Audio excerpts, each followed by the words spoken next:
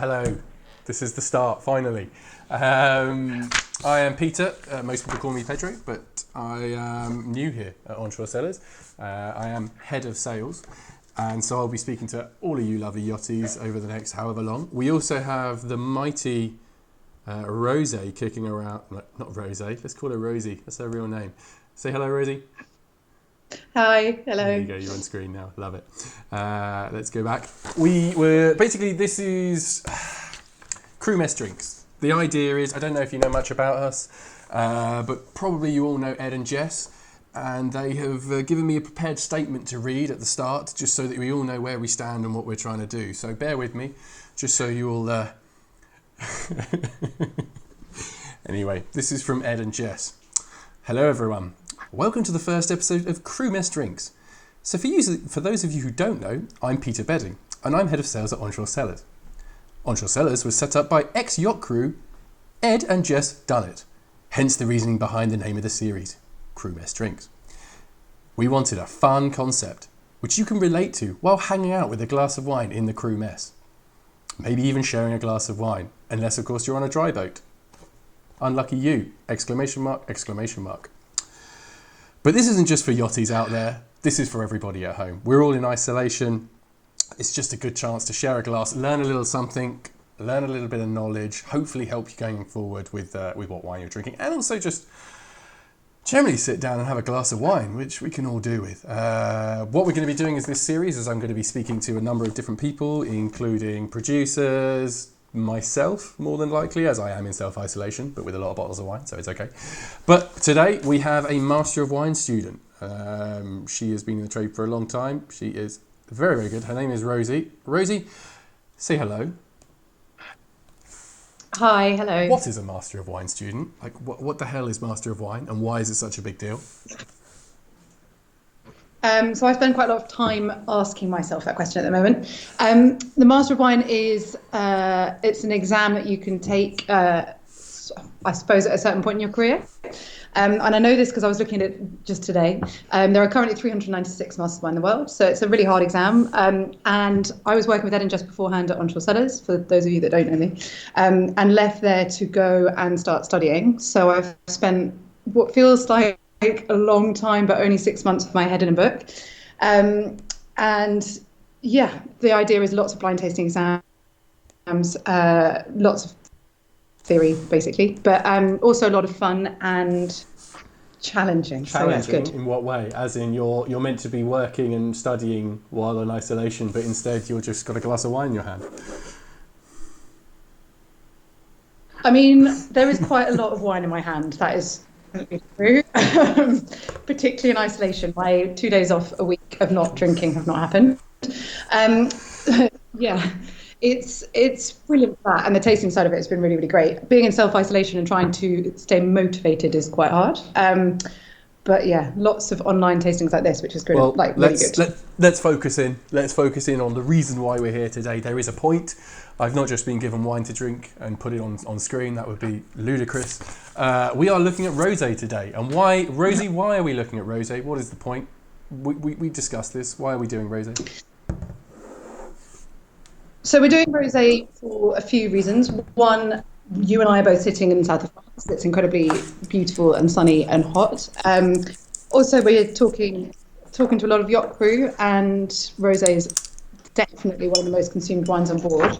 And we spoke about it as a category that's quite interesting, because it genuinely is probably the only wine category that's less about what's in the bottle, and more branding and, bottle shape and marketing. So it's an interesting one to talk about. You can also pay €5 in the supermarket, and you can pay, €75 for Garous. So it's quite nice to talk about the differences in style, and what makes each one. So we thought long and hard on deciding on which wines to go for today, but we tried to.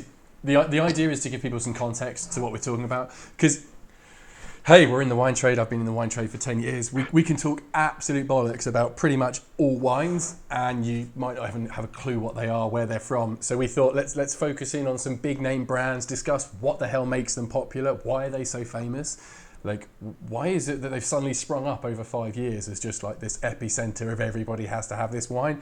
Then we're going to discuss a different one, and then we're going to talk about the best one, pretty much, in my opinion. So that's where we're going to finish off. So to start us off, we are going to smash through a bottle. I mean, we're going to be tasting a lovely bottle of wine that's called Whispering Angel. Rosie. Definitely, by the way, have 2 glasses of this whilst you. Oh yeah, there was a trying to good do the 15-minute technical delay stuff. where we've been getting stuck in, because actually when you look at it, that's just me and that's half a bottle. Anyway, Whispering Angel, what is it? So, Whispering Angel is the kind of the guy behind this guy called Sacha Lachine, who's family from Bordeaux. And when he came up with the concept of Whispering Angel, the idea was that he wanted to create the most successful rosé brand, which he's done. It's incredible. Go down to the south of France, give something a name that people can pronounce in America, and export it largely to America. So I would have to check my figures, but I think it's something like 90% of all of this goes to the States, I think. I mean, it might not be that much, but that might be export stats. So Whispering Angel started off as like a much smaller project. And as we were just saying before we became live, actually, has almost become a bit of a victim of its own success in the sense that they now have such a high demand for it. They are now buying in quite a lot of fruits. But it's without a doubt the best marketed. That's because they set out to not necessarily make the best wine. You just said he set out to make the best brand, which is a whole different thing. So does it really matter what's in the bottle? Because I was in the trade for years and I never saw this. And I left London in 2015 and this wasn't on the shops at all. Like, this wasn't around. And then all of a sudden, within 3 years, it became huge. So is that because of the quality of what's in this bottle? Or is it the marketing and the spiel and the shtick and the etc.? So I think he did a very clever 2-pronged thing of creating Garous, which is his top wine, which it is, up there. It was certainly. I think there's competition now, as being one of the most expensive rosés on the market. Super premium oak style, a little bit. My opinion on that is no, because it's not my style of wine. I personally don't really like. I don't really like oak on rosé personally, but all wine journalists go nuts for it. So he had that kind of super premium brand, and then Whispering Angel has been marketed so well. Their social media is very, very clever. It's very good. It's quite sexy. Sorry. No. The bottle shape's beautiful. You called it sexy. The wine is sexy. That's what you're saying to me. No. You just said the wine was sexy, and now I'm trying to work out how in God's name is a wine sexy. Explain that to me. How is it sexy? Is it the people who drink it? Are they sexy? If you look at their Instagram, they would like you to believe that everyone is very sexy that drinks this wine. It's just well packaged. It's all. Oh God, how do you say this? It's sold by women in bikinis. Oh, it's sexy. And that That's works. sexy. So you nailed it. Okay. Is it sexist or is it sexy?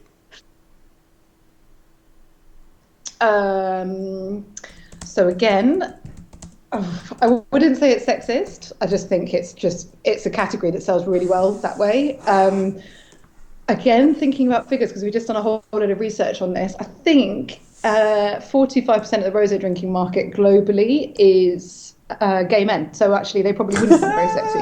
But it does seem to have a glitz and glamour to it.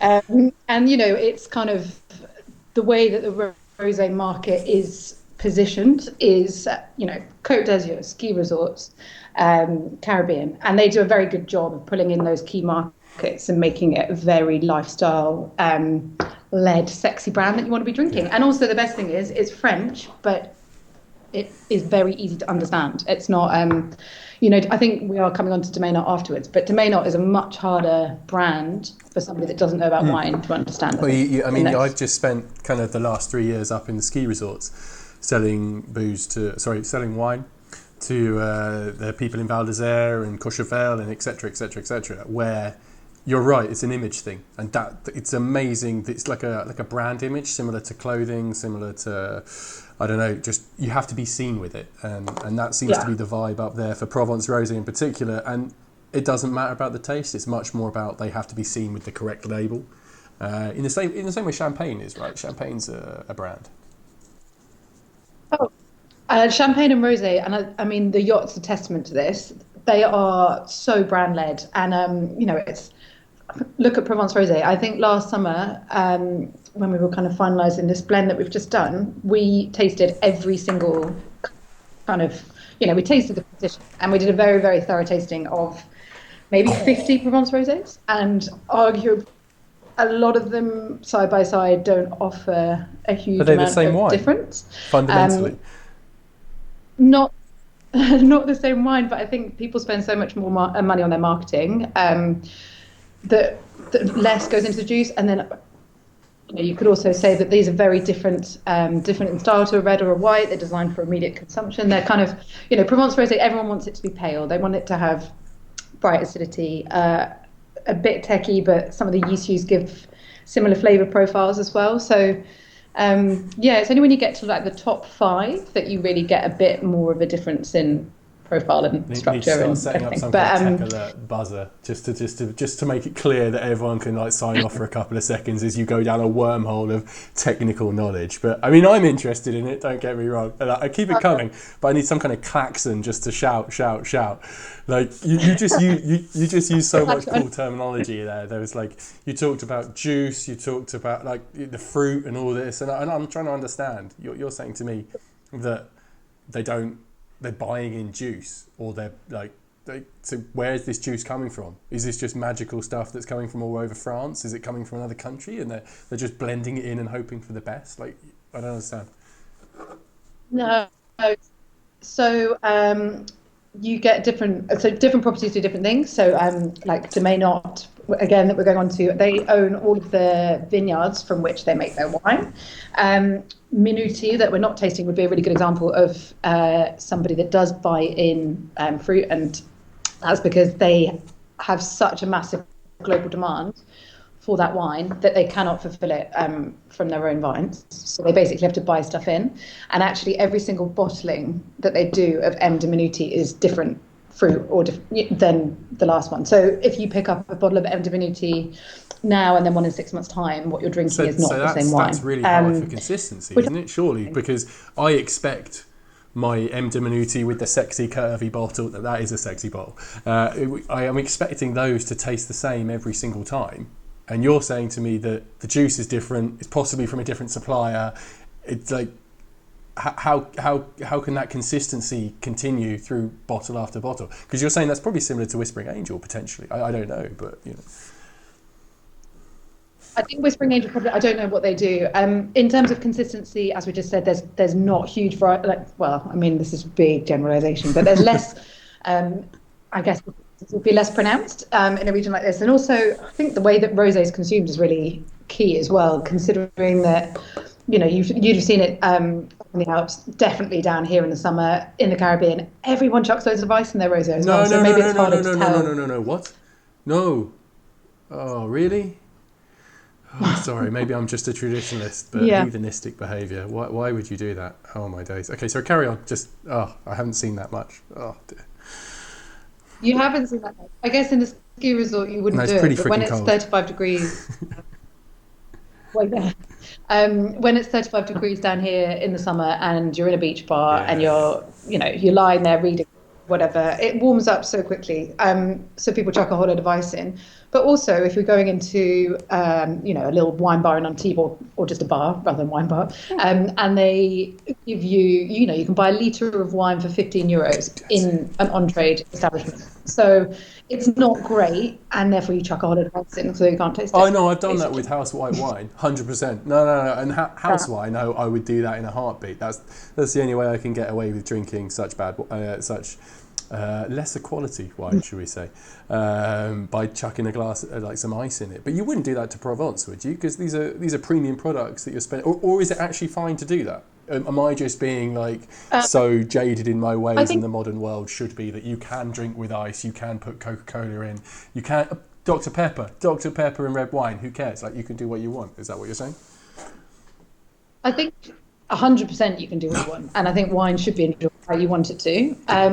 I think So your first summer down here, when you go into, you'll see everybody puts ice in their rosé, and I totally agree. It waters it down. You can't taste it as well. Have I done it? Yeah, definitely done it. But I think if you're drinking a bottle of Romassan like we're about to, I would not put ice in that necessarily. But anything that I buy from the supermarket, which I definitely do in the summer, I put ice in. Sure. Okay, so you're talking about supermarket stuff, right? Because this is from Provence, okay? So that's going to be Côte de Provence, which is what, Saint-Tropez and up and all the way.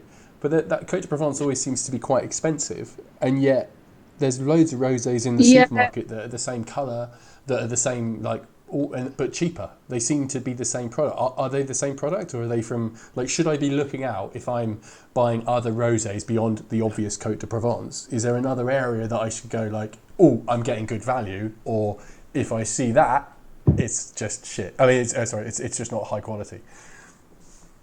So you definitely get Côte de Provence at different price points as well, and the ones we're trying are they're the Whispering Angels, I think 14, 15 euros. Miraval maybe 20, I'm guessing here, and then maybe 25. Yeah, 24. Yeah. Yeah, so you can go into the supermarket and get Côte de Provence for €7. It's not the same quality necessarily, but equally they haven't spent as much money on their marketing and their branding. So where's your added value, arguably? In terms of other regions, sorry, I keep looking off over there because I've got 3 bottles of wine. All right. We'll get on to them. Don't worry. The bottles of wine will be opened. We will be drinking. Do not fret. God. In terms of other regions, the Languedoc is amazing. Same grape variety. So you've got Grenache, Syrah. Oh my God, my brain has gone completely dead. I've been looking at wine stuff all day. Sanso, thank you. And quite often a little bit of Roll, which is Fermentino, so that's the white grape variety. Sometimes Mourvèdre as well, which we're going to taste on the Bandol. But yeah, if you go over to the Languedoc, you're not paying for that sort of, as we said before, that sexy Côte de Provence. Really, they've built an amazing brand around that area and that region. So yeah, totally different thing. And you can get amazing Languedoc Rosé for like €5 here, and it's good. And it's maybe slightly darker in colour, but I'd brilliant. be right in thinking that on the yachts, they're probably not going to be serving it, right? They're going to be serving Whispering Angel. They're going to be serving like Minity, basically the brands that the people know, right? The big names. With that in mind, I know what I would say, because as I discussed Whispering Angel with you before, I've been in the trade forever and I've never tasted Whispering Angel, and yet I have such a strong opinion of it as to whether I like it or not, and I etc. But I've never tasted it, and I quite like it now. But imagine you're coming up to present this wine, you're just like, as you would do on a yacht or as you do in a bar or whatever, and you come along and you're just like, here's a glass, and you present it, and kind of give me a one-liner or a two-liner or something of like the essence of Whispering Angel, like just what it is, where's it from, why is it good? Just give me something like that people can use. So by the way, before I do this, Whispering Angel was at this price point when we did them all blind, was the best one at this price point that we tasted blind. So they do a good job, and the consistency is really good. And yeah, there is definitely, for me, there's loads and loads of red fruit here, loads of strawberry, and a little bit of that kind of grapefruity thing that you get on Provence Rosé too. I quite like the fact it's got a bit of texture and a bit of, you'll have to dumb me down here, but a bit of viscosity, and it's got a little bit of kind of weight to it, as opposed to just being really, really acidic and kind of thin, which you get on some Provence Rosés down here as well. Basically, it's not water with alcohol, because some of them can be very thin, right? Yeah, so it's got that kind of texture to it, which is nice. Being a bit naughty, I think it used to be better, but you can't really say that when you're presenting that to your clients. Yeah, here's a lovely Provence Rosé called Whispering Angel. It used to be better, but it's all right. You can't say that. We need positivity. We need like a kind of a, give me something that I can be like, this is lovely. You've just said it was lovely summer fruits. It's super easy to drink, and it's a little bit more full bodied than your average kind of Provence Rosé, and it's sexy, correct? I would, I'm not sure you could say that to your clients on the yacht either, to be fair, but it's definitely got like, but it's also it's one of those amazing wines. Rosé as a category is amazing for that. You can have it with or without food. You can have it on. It's brilliant in that sense. And yeah, so for me, this is all about like red summer fruit and grapefruit. Nice texture, long finish. Well, thank you very much. Before we move on to the next wine, please drop your comments. The reason why I keep looking down is I keep seeing all these hilarious little comments that people I'm not going to read them out because clearly there's just a conversation going on between Ed and his friends. I mean, they're just using this as a platform for chatting. It's ridiculous. It is quite funny though, but so far I've not heard many questions. It's been much more just the proverbial banter. But I'm sure I did see one question earlier, but Ed says that Whispering Angel is bought in grapes. The Rock Angel is grapes from their own property. Do you agree? Wait, Whispering Angel's bought in grapes, and what was the rest of it? The Rock Angel is grapes from their own property. Do you agree? Yeah. Yeah. Look at that. Ed said that. Who knew? If you look on the front of the bottle, I don't know how many people have got it, but on the front of Whispering Angel, and you have it on Minuti as well, where it says Cave d'Esclans, it's... So oh, yeah, no, I see it. Cave d'Esclans, Sachet Listine. Yeah, okay, yeah. That means it's the bought-in fruit, and where it says Château d'Esclans, it means it's the fruit from the property. So they're buying in grapes, or are they buying in, like, wine, effectively? What are they buying? Grapes. They're not buying, like, pressed juice already from, like, a co-op. They're just bringing in grapes and going from there. I'm guessing, but I'm sure they must do their own vinification and stuff. But yeah, so on Minuti as well. So M de Minuti doesn't have... it has the exact same like differentiation on the label, so you can tell whether it's owned vineyards or not. Oh, so similar to like Maison and Domaine in Burgundy. They're the kind of ones I know. You've got Maison this and Domaine this. The same producer has a different name depending on whether it's their own vines, their own stuff. Yeah, okay, exactly. Okay, but it's the Provence style way of doing it. I know you can't, you don't know, but let's move on to Miraval, I think, because I've gone through almost half a bottle of Whispering Angel at pace. I have been spitting though. I'm a full professional. Where's your spittoon, Rosie? I can't see your spittoon.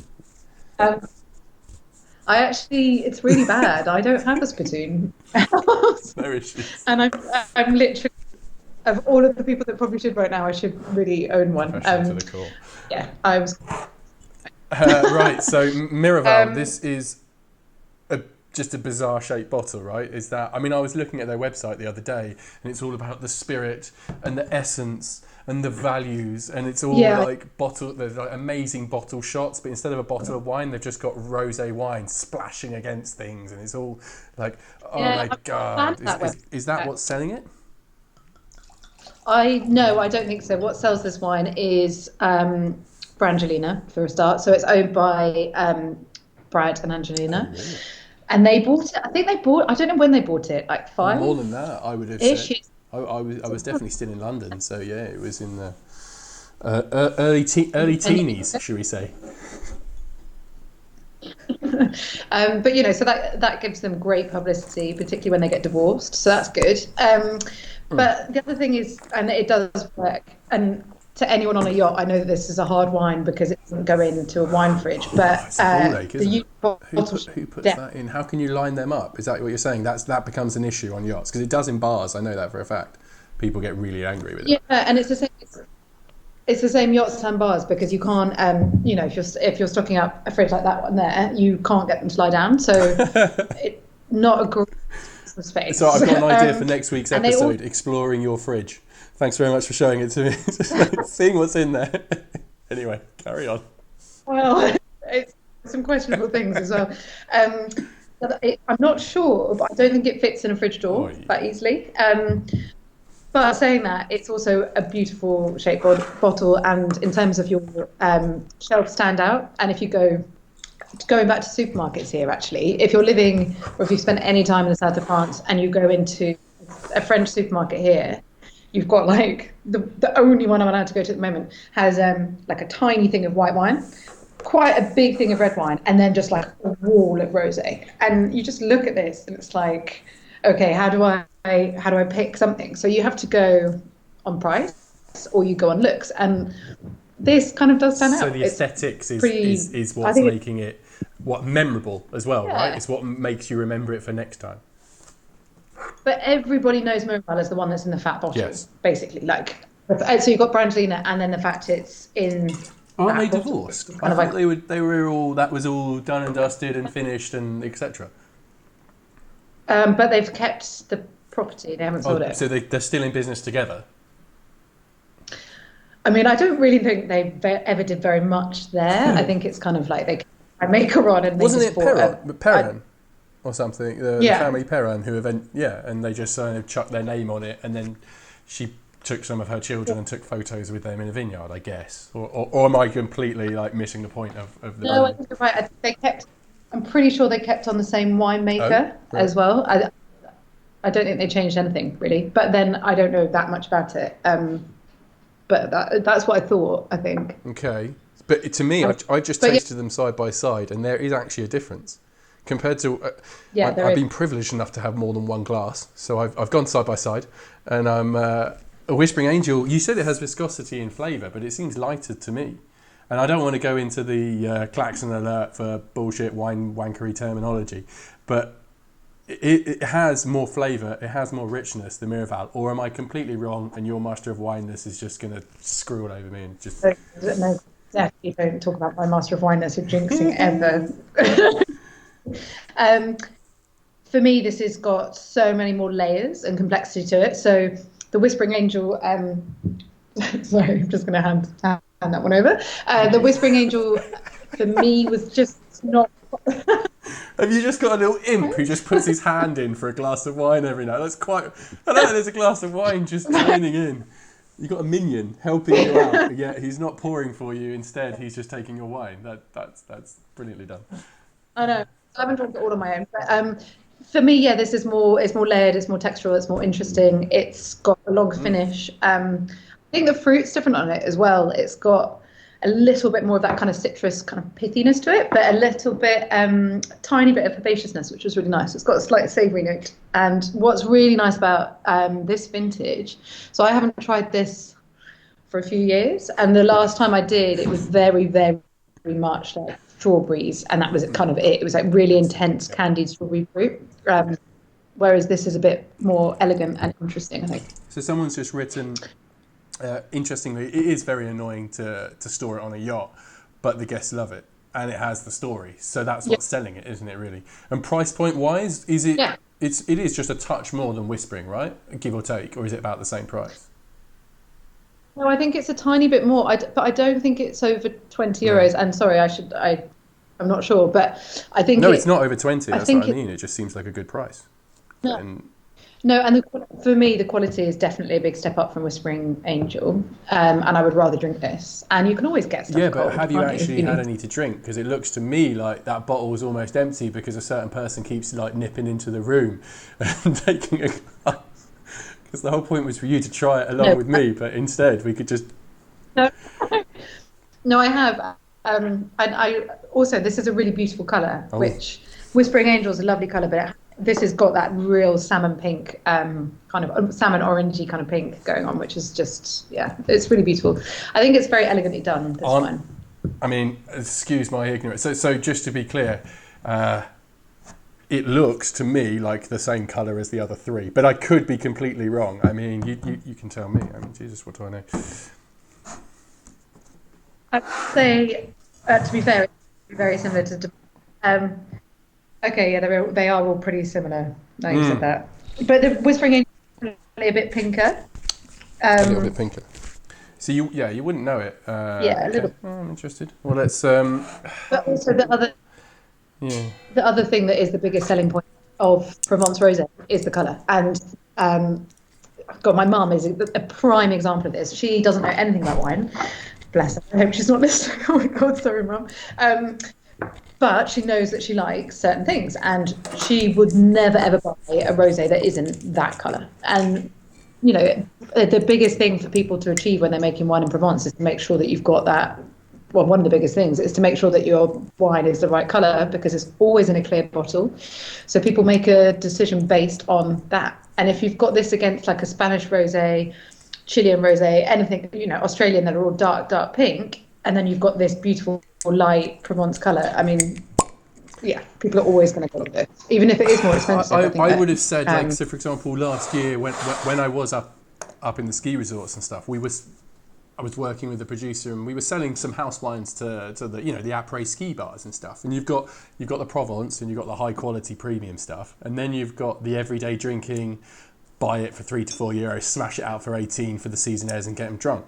But actually, it turns out all it matters is colour. Like that's all that matters to people. And like I would just put like 2 bottles and be like, this one or this one, and everyone would always go for the lighter one. The question is, does the colour make any difference to the taste, or is it an entirely artificial, like, aesthetic thing that you can adjust in a laboratory, or is it actually really a thing? So you're not really meant to adjust it in a laboratory, in the sense that you can.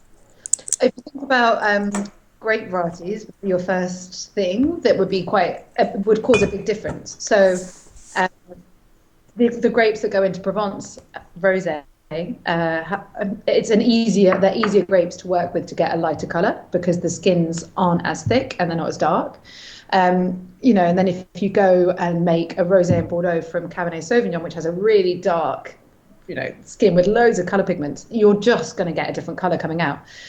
In terms of flavour profile, they are different, but the conception that, particularly in the UK, that people have of dark rosé equals sweet rosé is not true. So some of the rosés in Spain are amazing, and they're very, very dark. They're still dry, arguably fruitier, and a bit more, a bit more like a cold, light red wine.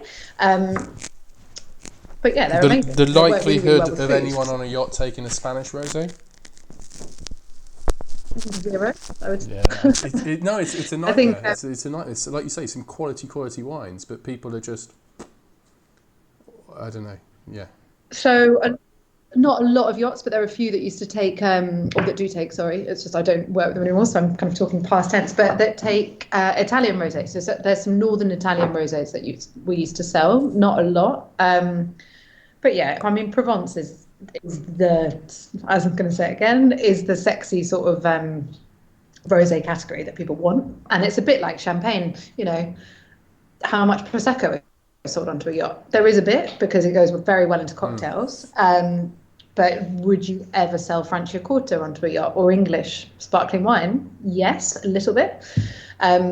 But brand champagne is very strong, has done lots with its marketing and advertising, and it's historically got that reputation of luxury prestige, which Provence Rosé does. Well, it's so for the average person, for example, when you're doing chartering or when you're, like the same in chalets, etc., when you're seeing what's given to you and you've paid, it's like a perception of value. And if you see champagne, no matter what champagne, you can already perceive the price of how much that is.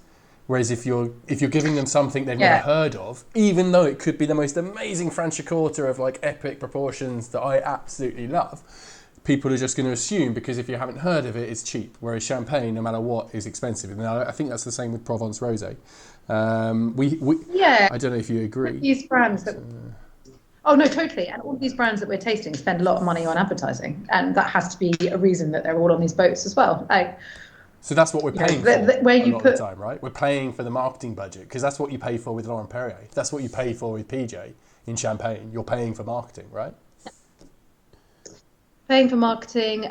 Also, the key thing with anything that goes on to the yacht specifically, those wines have to be in the right places and seen in the right places before they're demanded on the boat.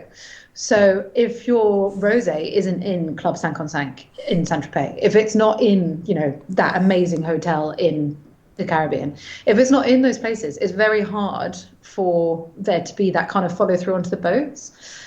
So for a new brand to break into that market, it's really difficult because you kind of have to compete with these guys to get into those places, which means you have to pay to get into those places by giving free stock or whatever it is. And then it will take a long time and advertising and making sure that you're in the target markets of the people that charter boats. But it is doable. It is massively doable. If you look at Domaine Aix or Provence, they started in 2011 and they did it. Whispering Angel, they've done the same thing. You can do it. You can break in if you have a budget and you're willing to spend the money and just be like, yeah. Well, I have a genuine question for you. I have an actual genuine question from not from me, For those of you who don't know, Yeah. I actually do know my wine. Me and Rosie are qualified to the same level. The difference is she's gone for the audacious move of trying to go for Master of Wine, which is 4 years of drinking so much wine that I just can't. Anyway, If it's only 4 years, I'm going to be a very, very you don't happy you think it'll be person. longer? I think, Yeah, brutal. I think the average is 6, I think. But you're my guest, so I am using you as the answering board to all my stupid questions that I should know the answer to. But hey, I can make out that I don't, or even if I don't. We have a genuine question. Château Miraval. Do Château Miraval make the WA the same character every year like the champagne houses do? Make the what? The same character, sorry? It's written the word WA. I'm assuming it means wine. I don't know. Let's go. Sorry, say the whole thing. Okay, I'm going to replace that word. Even though this is my colleague who's written this on Onshore Cellars, has taken the question of somebody else's, but I'm assuming WA means something that I don't understand. Do Château Miraval make the same wine, the same character every year like a champagne? Do they like have a house blend, or is vintage important like to them, or is it just the same no matter what? Like. So vintage is definitely important. I mean, it's less important in a region like Provence where you're guaranteed sunshine pretty much every year. You don't have very much rain during crucial parts of the year. There's always sea breezes here. So the chances of you having massive vintage variation in terms of disease and problem is less. However, in a year like 2019 with huge amounts of, we had a huge heat wave. So that can affect ripeness, sugar, alcohol, things like that. So yes, they will go for a style that is pretty similar every year, but there will be differences. The difference with champagne, if it's not got vintage on the label, so if it says non-vintage, the style should be exactly the same, because what they do is blend in reserve wines. So Moet and Chandon, I mean, incredible. They make God knows how many millions of bottles a year, and if as a consumer of Moet, if you buy it today, you're expecting the exact same thing as if you buy it in 5 years' time. And in theory, their style is the same because they blend in so many other reserve wines from different vintages, which is what non-vintage means. It's a blend. Whereas for Provence, everything in the bottle is coming from 1 year. So there is an element of vintage you'd be right in variation thinking that you need to drink the recent year, right? Because the clients ask, because they've seen on a wine list from last year the Miraval 2017. They definitely don't want that again, do they? With Rosé, with other wines, with Bordeaux or whatever, it's specific. But surely with Rosé, you just buy the most recent release for the freshness, for the loveliness, for the So I would say I've been onto quite a few boats and done tastings, and we've pulled out last season's rosé, and then we've tasted it against this year's, and particularly with yacht storage as well, if it's not in a wine fridge, which quite often it isn't, you just don't want to be drinking older vintages. The fruit dies really quickly, and these are in clear bottles. So the reason that wine is in a green glass bottle is because it protects it against light, so that could be sunlight, that could be light, and as soon as you expose a wine to that, it can totally change the structure of oxidize, or not oxidize it, but you have no protection. So light is one of the things that can change a wine in a bottle. That is my new fact of the day. That is it's a little wine nugget that you've just brought out there about why it's in a green bottle. It's just a little nugget that you should always in the same way as beer. Why is beer best in a can, not a bottle? Because there's no light gets in. It's a no-brainer. Yeah, and light is really bad, and there's something called light strike. And actually, so Ruinart are a champagne producer, and they used to do, I think they still do at the moment, quite a few of their champagnes, if not all of them, but the Blanc de Blanc is definitely in a clear glass bottle. And I think they're just about to go to green glass for the fact that, whilst wine's in a box, it's fine, but you put it out on the shelf in a shop and it's exposed to all that light. So, these are always sold in a glass bottle like this, so you can see its light, etc., but they're not destined for long-term storage. I would say these are all 2018 and they're absolutely still drinking, but 2017, no, and definitely Yeah, I definitely tried some older ones on board, which should not be So there. yeah, I just want to apologise because I was told to try and keep this to about 15 to 20 minutes, and what I've done is I have rambled on completely and smashed through that. I have just smashed through that time limit and continued onwards and onwards, way into the over the half hour mark. But to be honest, I'm just drinking rosé wine, so I kind of don't care. But we should move on. I will say to you that we can get yourself a big head, but we have some. That was the question. We have Shelley Barrowman. Do you know? I believe you do. Yeah, we've got a hi there. Rosie is the best WSET teacher, and so happy to hear her knowledge in lockdown. As feel like I've forgotten everything. Oh dear. No, you have definitely not forgotten everything. You've got some people. And if you have, then I didn't teach it to you very well. You've got some love. Look at that. You've actually got some. WA is Whispering Angel. Look at that. See what they've done there is they've gone for the street slang of like just using the initial letters. Gangster, man. So I think on that note, I would say that Whispering Angel is pretty much the same here, whereas I think Miraval has a bit more variation depending on vintage. But because I would say it used to be strawberry heavy, and it's not. This one isn't at all. What I appreciate though is at least people are interacting with us, which is the whole point of trying to do this. Because I could just sit here and drink wine with you for hours and hours and hours, but then it would just get boring for other people to watch, I'm sure, because we get into too much technical detail. I'm much preferring the kind of classic questions. If I drank all 3 bottles, I probably wouldn't be talking technical detail. So, but you've got a helper there anyway. Let's smash on through to the third wine we're looking at, which is in my opinion, my favourite rosé. I think it has been for years. Maybe I haven't tried them all, but every time I have it, I love it. So this is Domaine. So Domaine for me is up there for sure. It's so 2 things about Domaine, and I know that a lot of people aren't aware of this on boats, and it's a really useful one to know, particularly when you're talking to wine suppliers, because it's Domaine with an S. So there's 3 different properties of Domaine. Château Romassan, which we're trying now, is the most expensive, and it's actually in an appellation called Bandol. It's not in the Côte de Provence appellation. So the difference in the blend here, and this is why it's my favourite, is because it has more Vedra in it, whereas the others don't, and that just gives this kind of sort of dry. There's something in the vineyards you get down here called garrigue, which is kind of like wild thyme and that kind of thing, and you definitely get a bit of that with the Mourvèdre in here. But the other 2 properties that they have, you've got Clos de Marais, and God, I can't remember the name of the other one. Château de Cellars. Yes. They're all different, and the one that a lot of boats go for is Clos de Marais, because they make the most of it, and that was their original property, I think. Whereas Romassan, if you get it, is a very different wine, and if you have them blind next to each other, they are totally different. So Clos de Marais and Château de Cellars are much more traditional Côte de Provence, and this is very much a bit more gastro and a bit more food wine. I would say would be the. I don't know. It's pretty damn easy to drink. That's the first time I've sipped it out. For every other sip I've had so far, I've had to drink it. Whereas the other ones, I was trying to be all professional. I think it's delicious. Before I move into, I've got another question for you. It was put, So old rosé is shite then. I would say yes, 100%. Would you agree? I would say the only thing that you need to pay attention to there is if it's had oak aging. It's already. How many have had oak aging?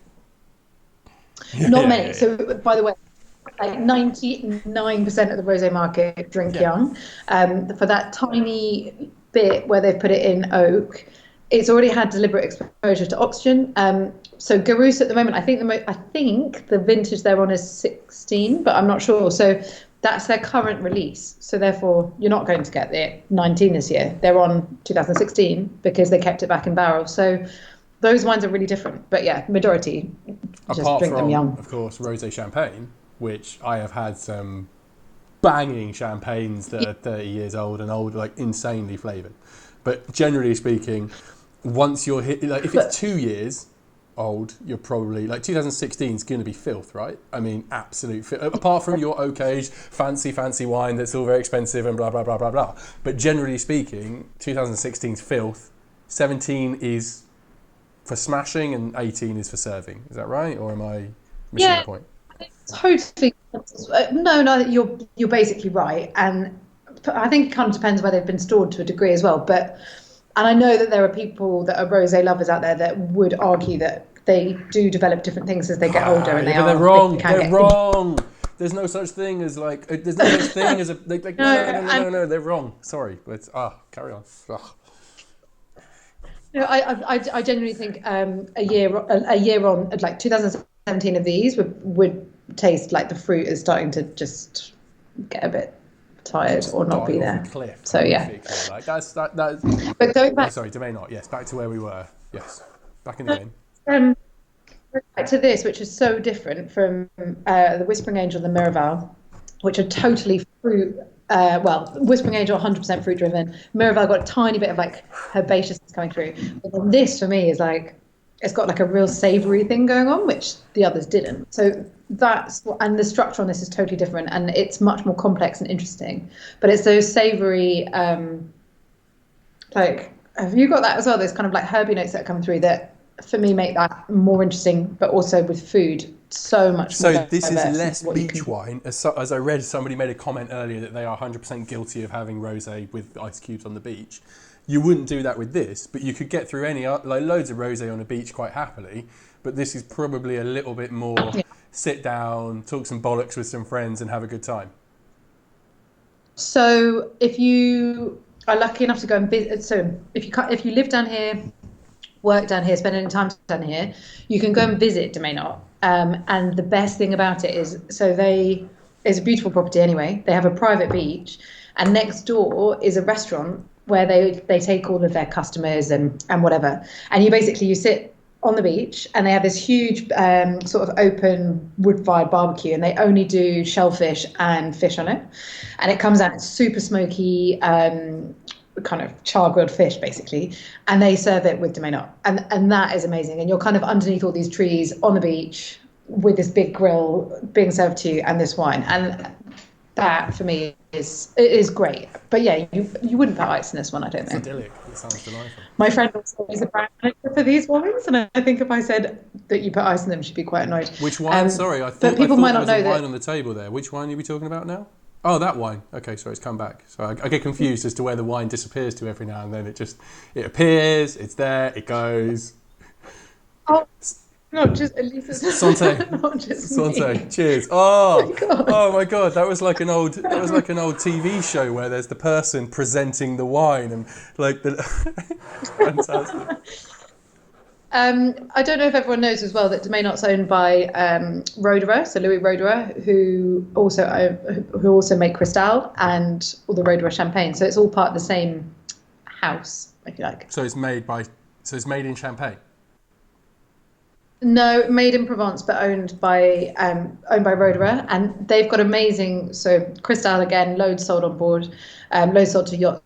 Sorry, but the amazing thing about Roederer and the whole setup is it's very much family kind of. It's still a family business, even though it's a huge name in both of them are huge names, but sort of family led. And actually, as I've got this bottle here, they patented this bottle, so no other producer in the world can use this particular bottle. They designed that for them, and the reason is so Marcel Ott, who obviously the name comes after, was from Alsace. So all Alsace wine comes in that kind of fluted. I don't know why I was doing that fluted bottle. So he kind of wanted to bring an element of Alsace to Provence, and this bit is all reflective of the old amphora that people used to age wine in, like in Greek and Roman times. And he's tried to do kind of an adaptation of that. And again, if you go and visit, they've got every single prototype, I'm not sure if that's the right word, of all the bottles over the years that they've done. But yeah, they're the only ones that are allowed to use that, which I kind of like as well. That is a fact that I did not know, and I appreciate learning something new every day. Much appreciated. I'm intrigued. I think it is savoury, like you say. It's different to the other two. I don't think. I mean, in my opinion, it's better, but I think it does a different job. So I can't. I think it's for a different situation potentially. I wouldn't, like I say, drink this at the beach or in a picnic or whatever. I wouldn't be out with my friends probably having a bottle of this. I'd be buying something else. But I would drink this over dinner in a seafood restaurant by a vineyard. That sounds amazing. But also the other thing that's good about this is it's got such a it's definitely richer and creamier in texture. It's just got more weight to it. By the way, I think you could definitely drink this at the beach. Oh no, I'm not. I'm trying to give people the benefit of the doubt here. I'm saying there are options open. There are other things that so you would drink this on the beach with sand, with all of that. You'd happily. Yeah, 100%. But the other thing that that I don't know about Miraval, but that Whispering Angel do so well is large format bottles, and so they do a big thing on loads and loads of Magnums and Jeroboams, but they're huge ones, and Ed and Jess have got them in the shop. You know, I think there's is it 600? Hang on, not very good with maths. They're big, they're beautiful. They do these incredible bottles and you see them in the beach bars here, and they kind of come out, and it's this huge ceremony of these huge formats, a big group of people, and that's what they're for, and it's fun. Well, no, I get that. And also, I get that. That's the same to me. That's the same as champagne. There was the story I remember hearing of one of my clients. He was talking about when they're in Las Vegas and they order a giant bottle of champagne. And they've bought Dom Perignon, massive, what the hell? It's like Methuselah a bottle or something like that. And the only way they can serve it is when they have 6 guys carrying it on a tray. But instead of carrying the bottle on a tray, they have, just like your sexy women, they have a woman in a bikini that they carry into the club with holding the bottle of champagne, who then pours it out in such a Las Vegas over the top, oh my God. I don't know if that's the same down here on the beach, but no, they go all out. I mean, there's definitely a bit of that. There's a bit of that, but as a brand sort of manager in past jobs, I absolutely hate, and maybe it's because I'm a bit of a feminist, but I hate that kind of stuff. I think that wine should sell itself. I don't think it should be women in bikinis personally, but equally, I'm sure that a lot of people the wine trade is so diplomatic all the time. You're always everyone is I think this, I think no, you're wrong. Tell us the truth. It's not right. Don't do it. It's I don't know. Everyone's so diplomatic, and it gets to me. It's the same as ice with Rosé. I just think no, just no, just please no. So the thing I think for me as well, being female and working in the wine trade and having done it for 10 plus years or whatever, it's a very male dominated world, and it's only, I wouldn't want to put a figure on it, but it's much better now, but historically very male dominated. And I've done tastings with people where they've gone, and when's your boss getting here? No. Well, you just got me, and but you don't know anything about wine. It's why? Why don't I know anything about wine? And that's always really wound me up. So I guess it kind of annoys me when people resort to using women to sell wine. And I think the thing that annoys me the most in that sense is Instagram influencers. Yeah, I'm going to go there, but well, people that they're kind of social media influencers, 85,000 followers on Instagram. And they sell wine by putting a bikini on, standing in a ski resort and holding a bottle of wine. And it's Jesus Christ, we just got away from this kind of image that women are floozies and can't do anything with wine. And then we're now in an age of people kind of going back to that. Purposely doing it themselves. They're not even being paid. They're not told to do it. They're just hey, this is how I'm going to sell the product. No, I completely agree. I wasn't having a go at you. I was just be forceful with it. Stand up. I just... No. It's not right, but I guess we are on the Côte d'Azur. What can we do? I really wouldn't mind. No, that sounds really bad. I was about to say I wouldn't mind if it was equal and men were doing it. If I was in a bikini, what I can't agree by that. Mark my words, the show would either get very high ratings or very, very low viewers. I know which. Probably I'd have to start paying people to watch. So I'm thinking no, but. No. So there is, what's the name of the wine? It's an Argentinian Malbec, and I think it's called beefsteak or something like that. And there was a trade show in London that they did, and they basically got a male model, a stacked male model, wearing just an apron and some trousers or whatever, a leather apron, just going around and serving this Malbec to. Yeah. called a beefsteak, yeah. And that stand was the busiest stand at that year's show because like a few people have used women on stands previously, and it's the first time that anyone had used a man, and everyone was like, "Oh my god, this is amazing! This is so different." And everyone was talking about it because no one ever uses men in their marketing the same way. So no, they all have to have a jumper draped over their shoulder and have a Rolex and all of that, rather than in bikinis or a mankini. And maybe a mankini would sell wine, but I'm doubting it. Do you know? I'm actually almost willing to give it You're in a brand shot. management. Hey, I'm just sales and teaching. I don't do brand management. You're the one who has to come up with the ideas. You know, put it out there. I mean, maybe that's what I should be doing. Thinking of like a new Rosé campaign and thinking, actually, what it needs to be is mankinis. That's what it. I would say though is Mankinis on you're the giving me pages. some good ideas for future chats on here, like, because there's a lot of things that can be talked about, because it's all well and good talking about wine all the time, but the industry, like you say, is male dominated at the best of times, and that is a conversation that should be had. I mean, like, and it should be talked about more, because you see these occasional blog posts, women in wine, way, and it's like, well, no, why? I understand that we're trying to promote them, but you're now differentiating them, and you're saying they're separate by calling them women in wine. They're just winemakers. That's who they are, and I know loads of them. They're brilliant. The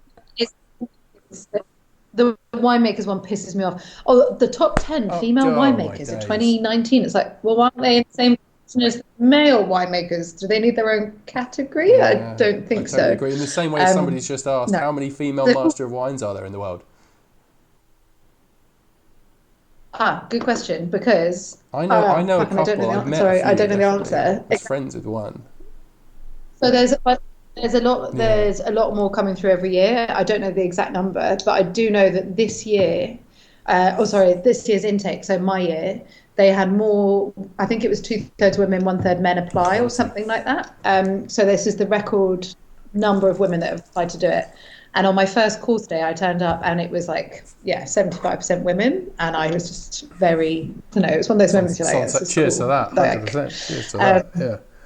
That's, yeah, and the other thing that was awesome is that there were loads of really young people doing it. And I definitely in the back of my mind thought that it was different. You've got a really confidence nice boost kind of from someone at Onshore Cellars. Just, I'm assuming it's Jess or Ed, suggesting soon there'll be one more.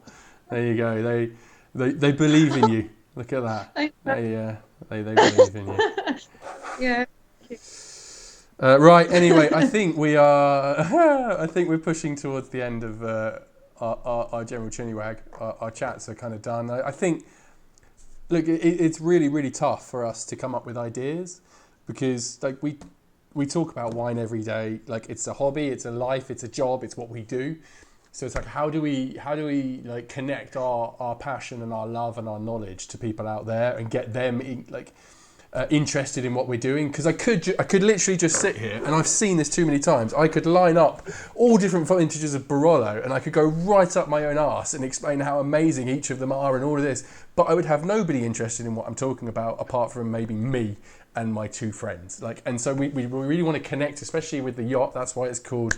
That's the idea of getting involved with the yacht crew and then the mess and all of that. And it's like, what if you can leave a comment underneath this, or let us know, or probably nearly everybody watching knows Ed and Jess anyway, so just let them know what kind of things you want us to talk about, because there's so much to cover. And I think the whole point of this was just to decide that, look, Rosé is fantastic, everyone has Rosé, you know a little bit more about each of the Rosés, but I'd be intrigued to know what's your key point to take away from Whispering Angel. Is it that branding is everything, or is the wine actually really good? What do you think, Rosie? I think the wine is good. I think the wine is good. I don't think we've tasted a single bad wine, by the way. I think they're all really good. In terms of me personally, as a bit of a wine geek, I know that I like the Domaine. But however, in terms of commercially, what's the most successful wine out of these three? It's Whispering Angel. And if it was bad, it just wouldn't be. The wine is good enough, right? It sells enough, and the wine is more than good enough, and you can happily enjoy it. And it's not just branding. So to the same extent, is the Miraval just all about Brangelina? I used to think that back in the day when it was released and when they first took it over and I was selling it. Like you said, it tasted really one-dimensional. It was really simple, really boring. but I've tasted it again today and gone, oh my days, it's got better. That's something I'd be proud to serve and talk about. And would Yeah. you agree? Yeah. Yeah, because I came down here in 2016, tried it for the first time, didn't really like it, and I probably haven't. I think I tried 2017, but that 18 is totally different. It's much better. Okay, It's and good. Domaine Op? Final thoughts I on Domaine Op before we disappear? I think if people haven't tried Château Romassan from Domaine, you need to go out and buy it. And if you're on a yacht, just order, next time you do a Domaine order, just order the Romassan instead of the Clos de Marais, because I mean, it's like €3 or €4, isn't it? It's not a huge amount. Yeah. And it's so good. Like it's really It's banging, worth trying. absolutely banging wine. Yeah, my God, it's all elegance and all this, but actually it just tastes amazing. Well, yeah, I think I'm going to call it quits now, because I think we're pushing an hour, which is definitely not what my remit was at the start of this. But I mean, you've had help with your bottles of wine. How much have you gone through? Have you? Because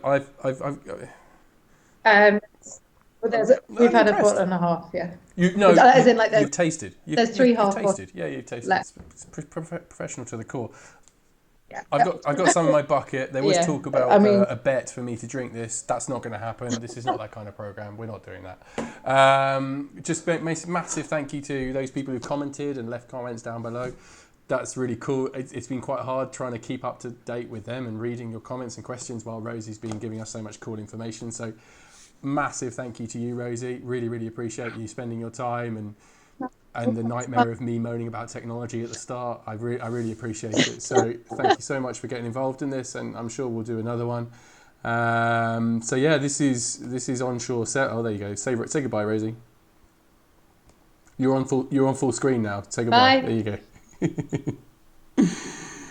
And yeah, so just massive thank you to everyone for getting involved in this, and we want to do this every week, maybe more.